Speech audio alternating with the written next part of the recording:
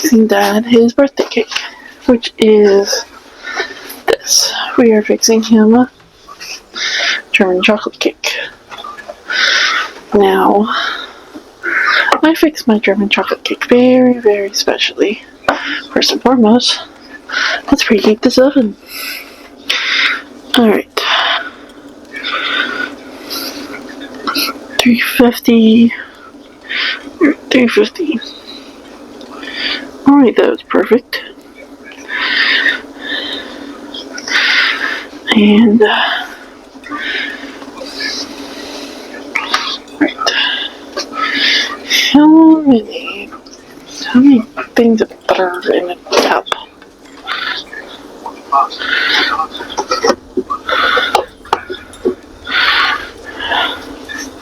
Alright.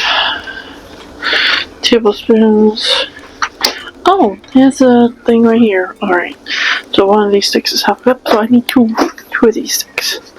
Where's the other things of butter? There they are. There they are. Aha.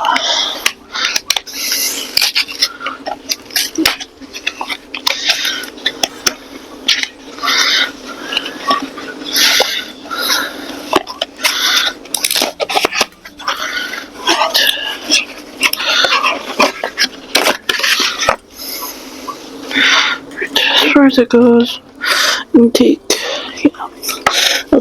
these two instead of that one, because these are salted. I need these to form. Alright, so going off this list right here, I need to warm these, since I'm replacing the oil with butter. But it's the water with milk. But firstly, if you know anything, you start with your dry ingredients, which is, the bowl's right here. I have a big old bowl right here, waiting for mixing. I did read a recipe where it's 1 cake mix and 12 ounces of a liquid, just mixed together. I don't know how that would work, but I'll look it up more later. Maybe it'll work, maybe it's not. Okay.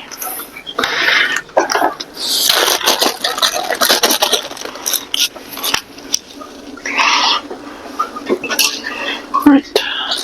So we open this.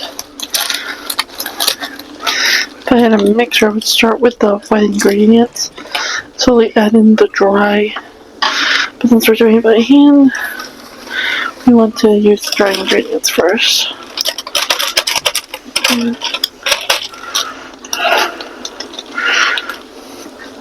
First and foremost, do not tell him I am adding this. He will find it out later. Why is she... Your mother has left the Briscoe open again. Just a wee bit of cinnamon. Just for some spice. And...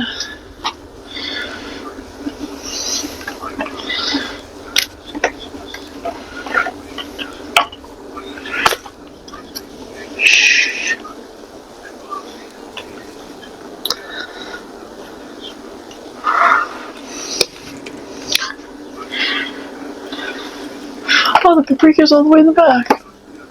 Not good to know. Alright, now where's my Nesquik? Oh, there's my Nesquik.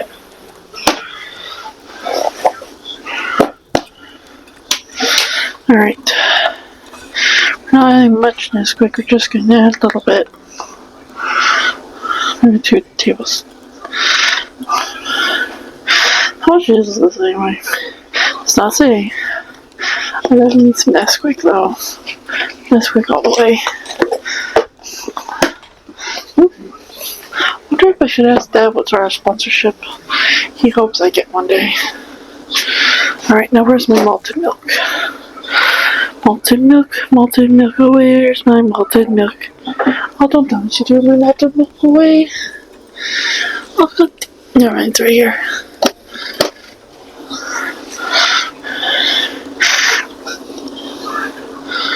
Alright.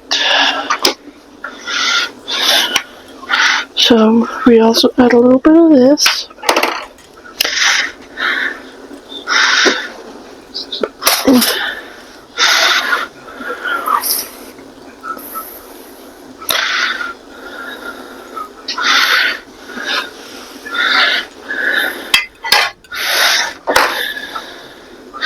Alright. Don't know if I have any espresso around. I think then I gave that away. I'll double check still.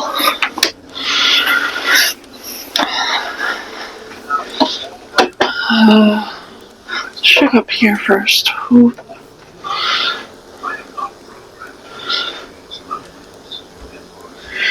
Alright. Oh, my powdered peanut butter's also missing, so yay. Okay. This taco stuff.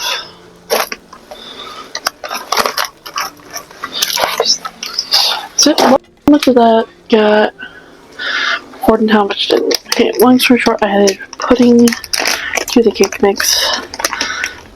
Several of the powders I was going to use are not there. And we have moved on to adding in the nuts.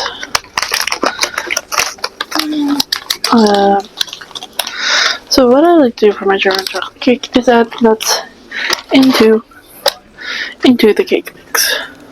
And I like adding a variety of nuts. One of the things I do know is the fact that you almost always add walnuts to it. And what I say to you is, those better be goddamn black walnuts, because black walnuts are superior walnut in chocolate. Since black walnuts are really rich.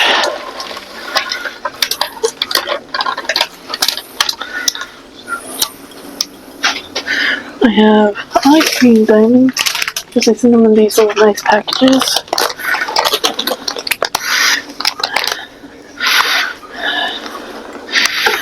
And it's like just beautiful. You can use them for ice cream toppings or other sorts of toppings. I need to add 2 more bags of black walnut, but I'm trying to think I got too many. There's recipes for a different recipe.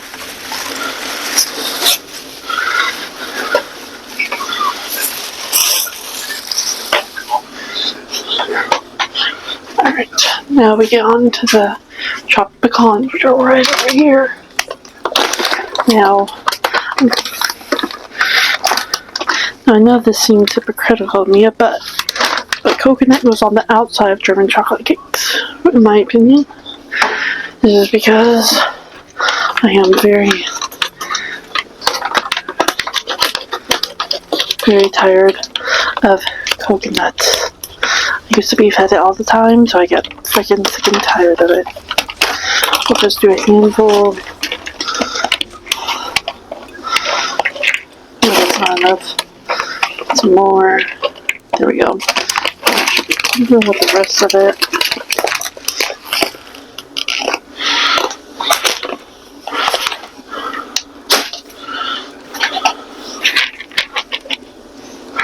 Alright, so let me take a pen and go where it's it. There's a pen. Go and mark out each of the dry ingredients so you guys see which ingredients I didn't use. Because I don't think we have it.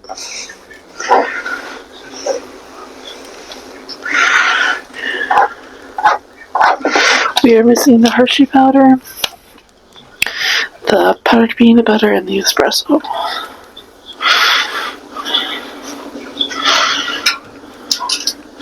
Let me double check in here to make sure I didn't miss it. I very well could have.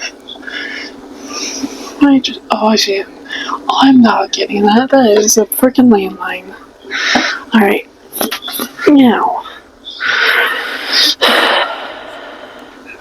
we have our solids.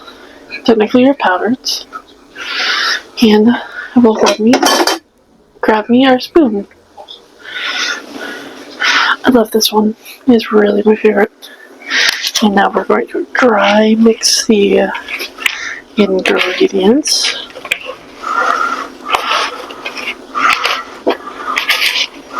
There's a reason for this. It's to make sure nothing gets clumped. Now, first off, we start with our eggs, because we always start with our eggs.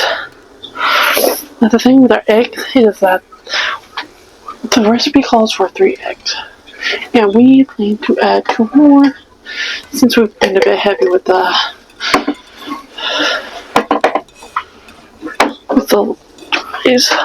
dry stuff. So 5 eggs.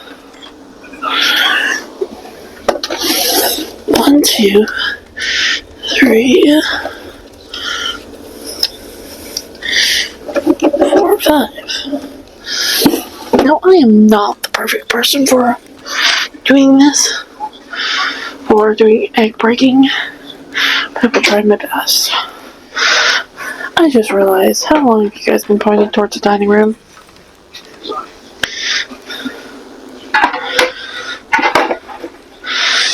Alright. If we can help it, we try to combine as many of the liquids together as we can before we even remotely start on putting it into the dries.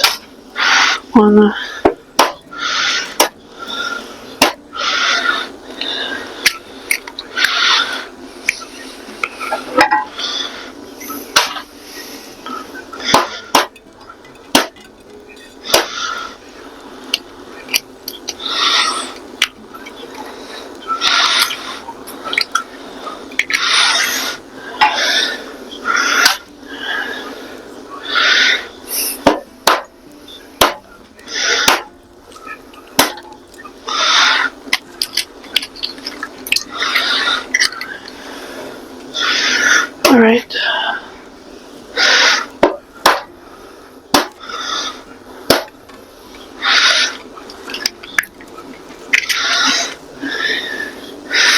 I don't know if we got a big enough bowl, honestly.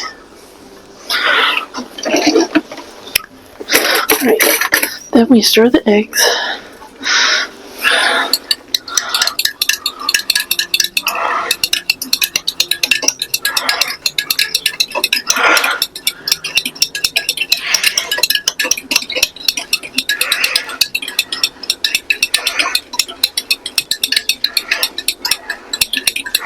And we can't add milk or butter into this, so what we're going to be doing is, where's my vanilla? There we go. We have my vanilla extract right here.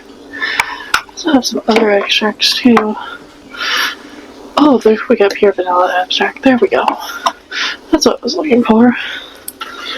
Then we add a couple drops of this to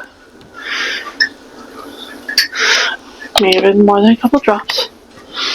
So we add the pure vanilla extract in. We continue to stir.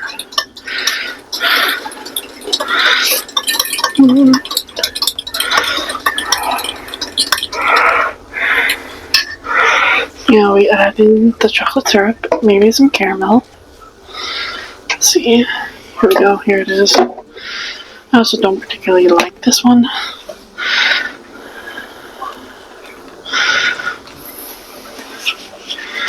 Alright. Also going to add a little dab of this.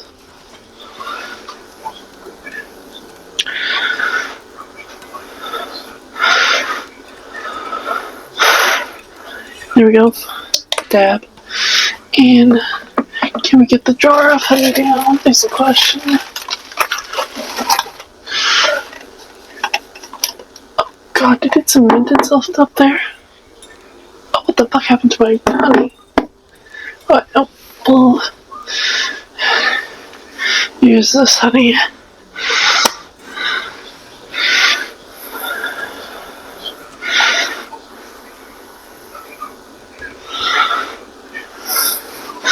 Please hold while I...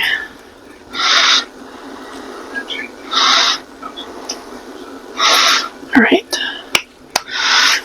Hold on. Yeah. real honey. It tastes like it, but that is definitely not real honey. It says it's real and raw, but it's not. I know I've tasted that before. Alright. Now we mix all this together.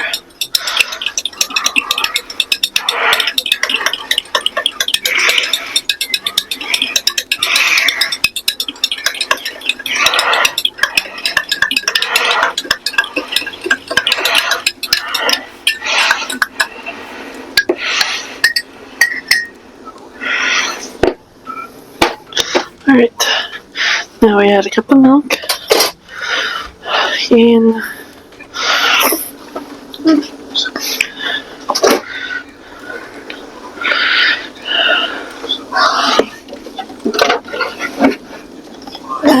we work on the butter. Butter's gonna be tricky.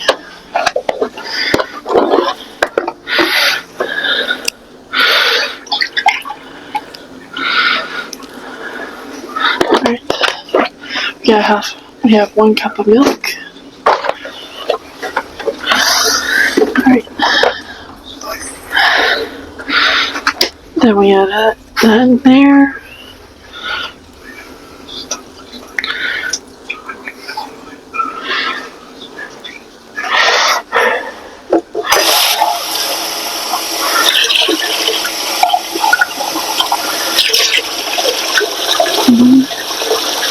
Clean this a little bit.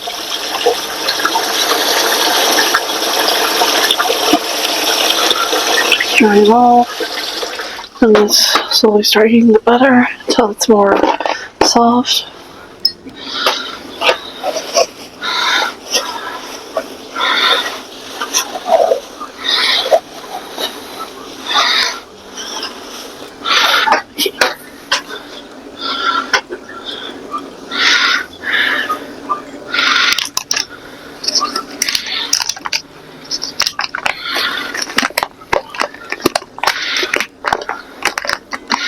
I did great last time I did this, okay, and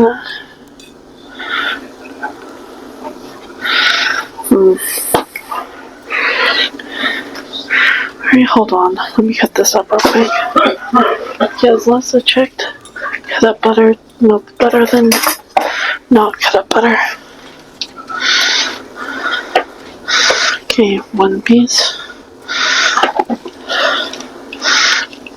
2 piece. Oh, slipped a little bit. 3 piece. 4.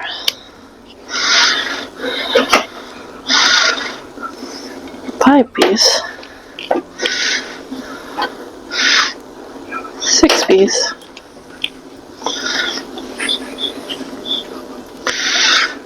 7 piece and more.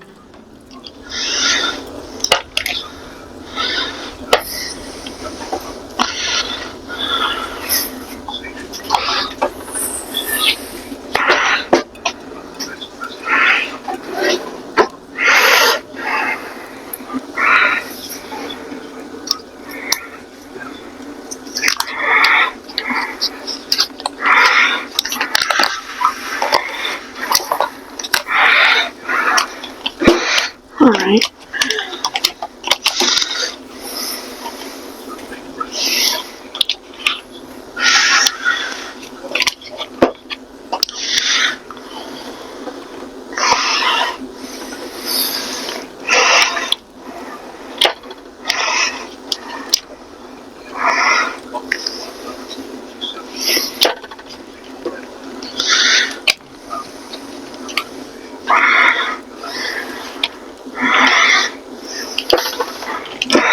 Alright, once I get this bar chopped up, heat it up for 10 seconds. Check, stir, check, stir, check, stir.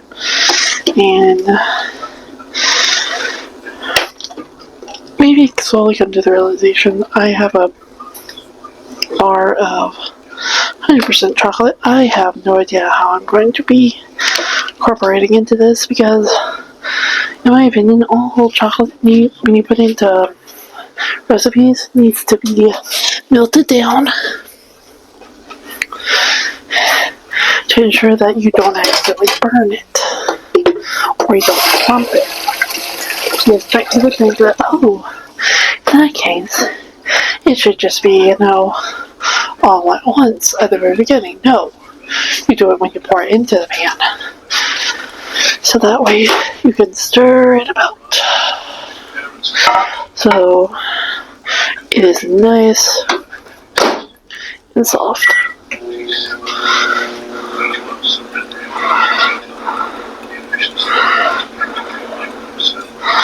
Alright.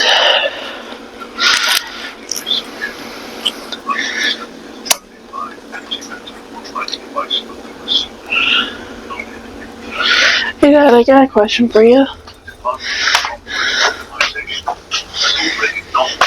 If I could get a sponsorship where they gave me product instead of money, what would you wish they got?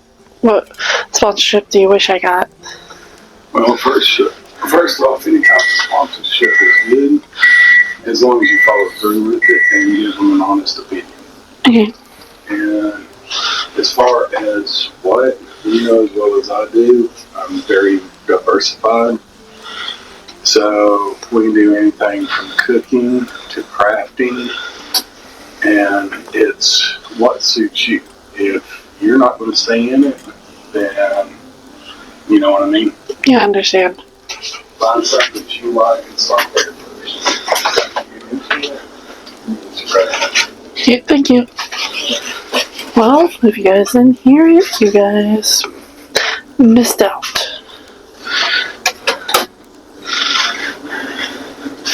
Okay, how much of this is softened? Ooh, quite a bit.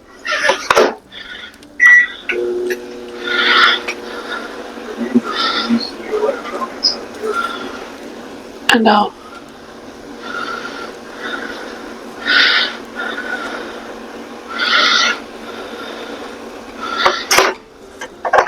Yeah, this looks... Alright. No, not yet. Still got a bit more to go. Remember, guys, make sure your liquids are not vapor locked. You gotta swirl it every few, in this case every 15 seconds, to make sure the butter doesn't vapor lock. Otherwise you'll have it splattering everywhere. I wonder if I should have... might hand the mic to my dad and ask him to explain what vapor locking is. Since I'll ask him that a lot of cuss words.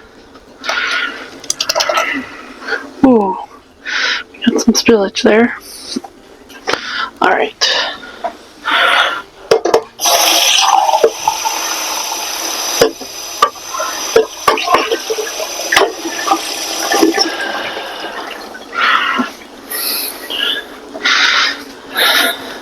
Since Alright, let me rephrase it. Since the chocolate bar comes later, I can start stirring now.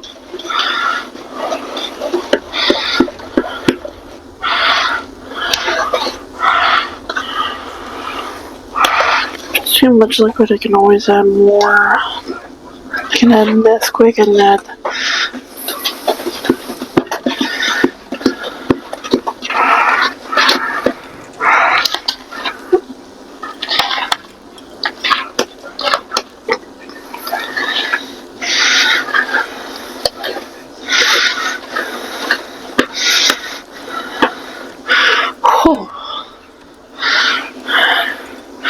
This is why you get a beater, folks, so you don't end up having to mix this yourself.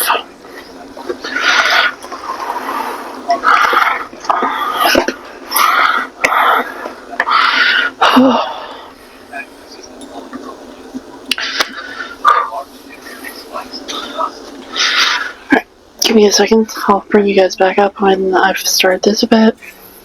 Alright, so in order to melt the cacao chocolate, we have to break it up from big to little, even smaller.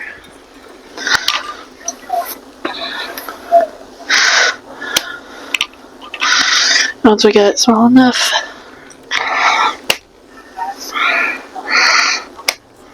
Then we heat it in the microwave, but we consistently stir it every 15 to 30 seconds we stir it. What you do is you gotta use your thumbs to break the bar. After that, it's very, very easy. So do this either side, put your fingers under like a lever, and there.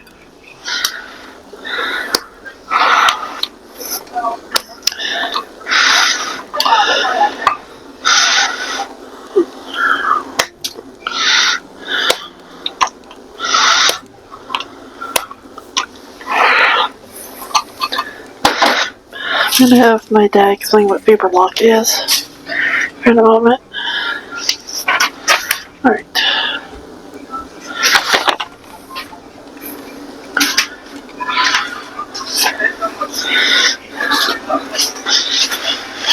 Hey Dad, the audience has a question for you.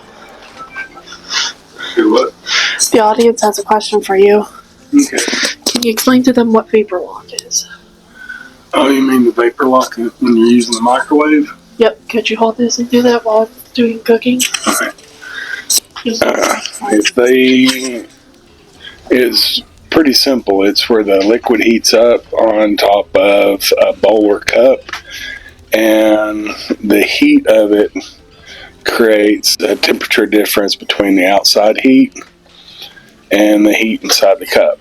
You can actually have a boiling liquid inside the cup and a cool temperature outside. Now, if the plane of the vapor lock is broken, it'll act like an explosion and it can expel all that hot liquid out in one go. So you could take and actually blast it up to the ceiling. That's the long story short. It's one of the things that when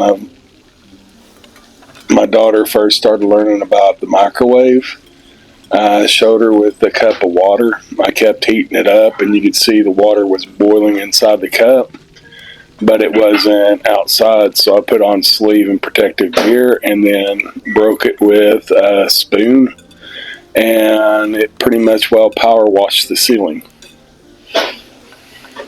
Yeah. And that's something that you really don't want to get into the front of. Have they got any questions?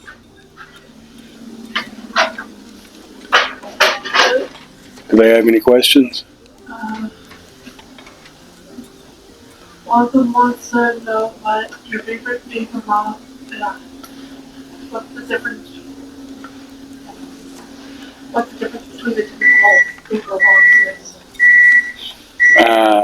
I'm not sure. I've only seen it with boiling liquid. I've seen it with butter, water, olive oil, cooking oil. The oils will stay on you and actually burn the skin deep.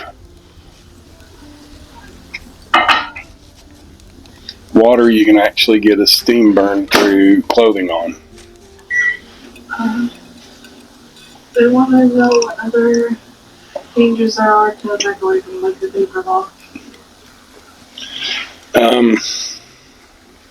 You have the vapor lock. You can also heat up a item like a potato or plantain to where the moisture is out of it and it'll actually catch on fire.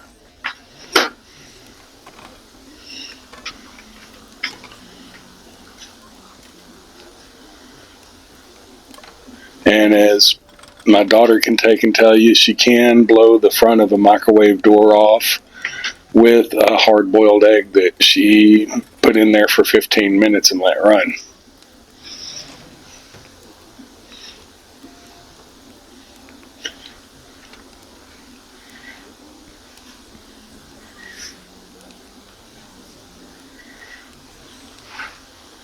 Yeah, she was kind of exciting when it came to first getting into using the microwave. I taught her how to use a stove and a campfire first.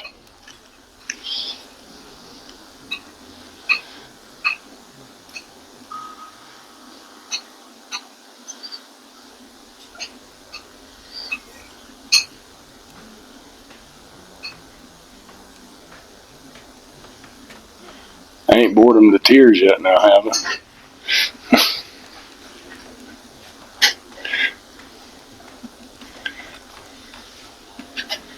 They want to know why you taught me how to stove and campfire first.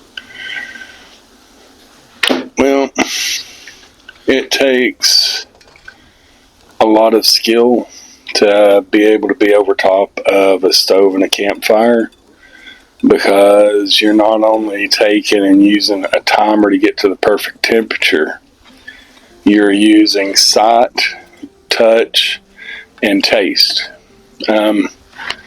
Most of the time when you stick stuff in a microwave, you can't really taste it as you go along. So on a campfire and a stove, you're able to taste and change the way the flavor profile is.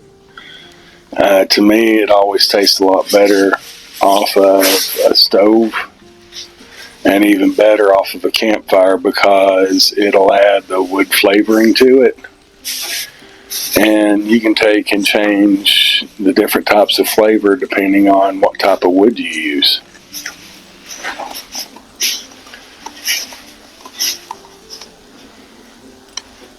Someone wants to know how a microwave works, scientifically speaking.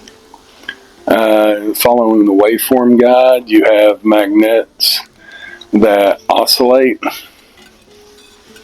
and speed up the,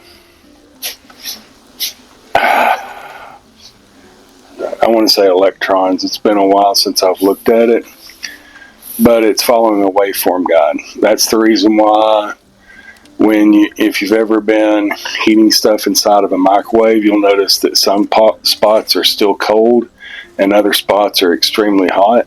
It's where it's like looking at a wave. It goes up and down, and where it hits, it'll heat harder at. So you can actually adjust where your food is inside of a microwave and heat it up faster once you learn your actual microwave itself.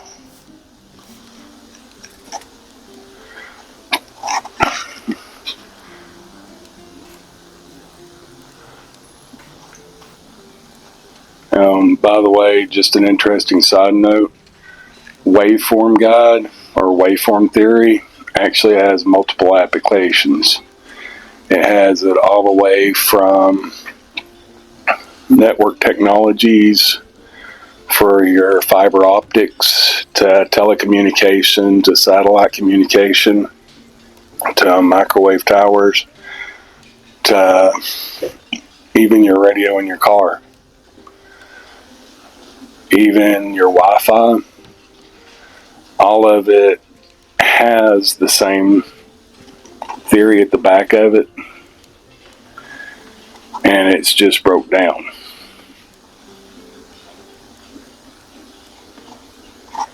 I'm going to bore them to death on this. I'm trying not to, but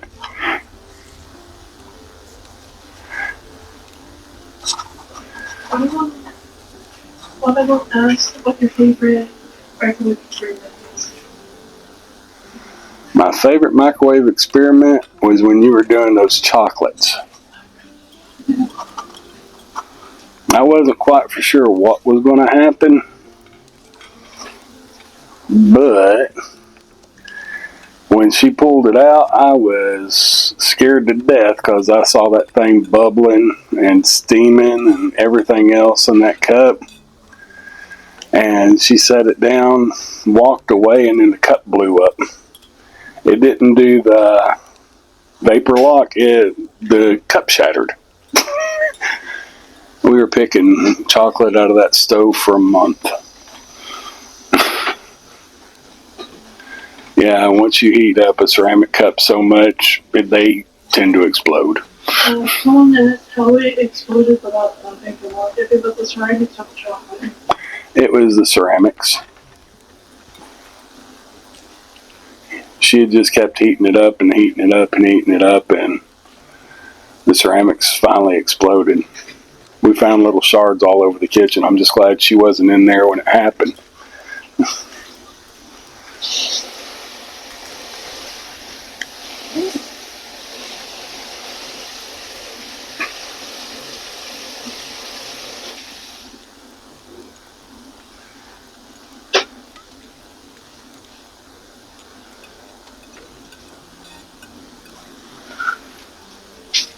Alright, that last question, Mom.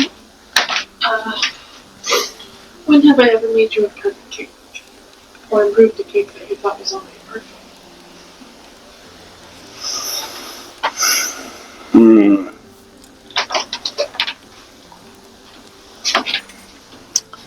See, you're going to be hard pressed on that because Mommy was the baker and she's the one who taught you how to bake cakes. I'm the one who taught you how to cook meats and vegetables.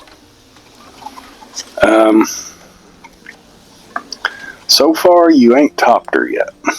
Come close, especially with the German chocolate. But you gotta remember, your biggest thing is you get so busy into making the recipe, you forget Mommy didn't look at the recipe once she started. She actually tasted what she was doing. I think once you realize to trust yourself and actually trust your flavor profiles, you'll do so much better. Like, remember when we were doing the honey ginger chicken? And we were mixing that homemade honey. One time we mixed the honey that was from the orange blossom and around them.